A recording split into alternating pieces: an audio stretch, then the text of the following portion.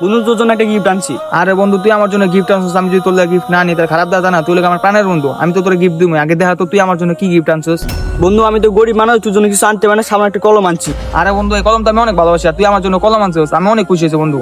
শালা ফকিনের বাচ্চারা, আমি তুমি একটা মোবাইল হয় আমার জন্য কলম আনছে না। বন্ধু আমি অনেক খুশি হয়েছি রে। বন্ধু তাহলে আমার নামে কি গিফট আনছো? আরে বন্ধু তোর আমি মন থেকে ভালোবাসি, তোর লেগে আমি ছোটখাটো জিনিস আনতে পারি, তুই আমার প্রাণের বন্ধু। তোর জন্য আমি আনছি পোকো 665। এই যে এটা হচ্ছে তুই আজকে বলতাম চালাবি। আমার বন্ধু কত বলে আমার জন্য একটা মোবাইল লয়ে আসে। বন্ধু তুই তো আমার জন্য অনেক দূর থেকে আইছিস, তুই তো হাঁপায় গেছিস, তুই না খারাপ, আমি তোর লেগে এক বোতল পানি আনি। হ্যাঁ এই তো এটা যা মিশানে মিশাই দিছি, আমার কলম দাও না, ঠিক আছে? এটা খাওয়াই আর মারালাম, আর আমার মোবাইল আমি লয়ে যাবো। বন্ধু এলো তোর লেগে একবার ফ্রিজ থেকে ঠান্ডা বানিয়ে আনছি, লো বন্ধু খা। আর বন্ধু কত বলে আমার লাগে পানি লয়ে আনছে।